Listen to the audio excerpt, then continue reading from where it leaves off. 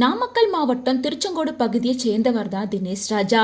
இவர் கரூர் மாநகர் கோவை சாலையில் ஒரு ஹோட்டல் நடத்திட்டு வராரு.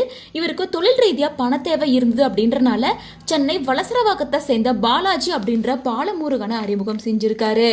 அது மட்டும் இல்லாமல் பாலாஜி தனக்கு கரூரில் நிறைய நண்பர்கள் இருக்கிறதா சொல்லி வடிவேலு அப்படிங்கிறவங்கள அறிமுகம் செஞ்சு வச்சிருந்தாரு.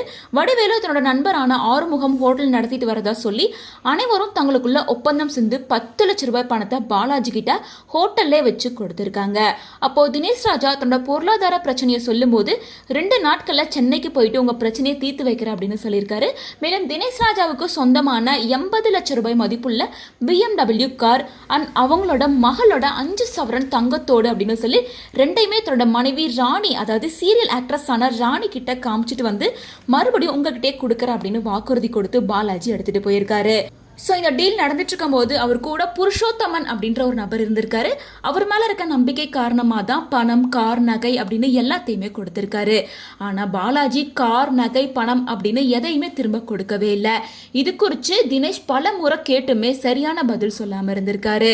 கடைசியாக பாலாஜி கிட்ட கரூர் ஆறுமுகம் முன்னிலையில் வச்சு கேட்கும்போது அவர் மறைச்சிருந்த பேனா கத்தியை வச்சு மிரட்டியிருக்காரு.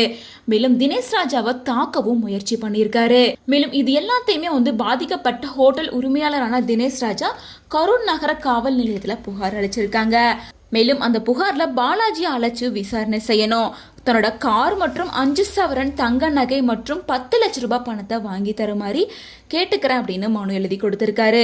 தினேஷ் ராஜ் அளிச்ச புகாரின் பேர்ல சென்னை வலசரவாக்கத்தை சேர்ந்த பாலாஜி என்ற பாலமுருகன் அண்ட் அவங்களோட மனைவியான சீரியல் ஆக்ட்ரஸ் ஆன ராணி, பாலாஜியோட நண்பரான புருஷோத்தமன் ஆகியோர் மீது BNS 296B 115 361 318 351 உள்ளிட்ட 5 பிரிவின் கீழே கரூர் மாநகர காவல் நிலையத்தில் வழக்கு பதிவு செய்யப்பட்டிருக்கு. இது பற்றி சீரியல் ஆக்ட்ரஸ் ராணி தரப்புல இருந்து விளக்கம் வரும் அப்படின்னு எதிர்பார்க்கப்படுது. ஸோ இப்போ இவங்க எல்லாருமே தலைமறைவா இருக்காங்க அப்படின்னு சொல்லப்படுது. ஸோ உண்மையில என்ன நடந்திருக்கு அப்படின்னு அவங்களே ஓப்பன் அப் பண்ணா மட்டும்தான் எல்லாருக்கும் தெரிய வரும்.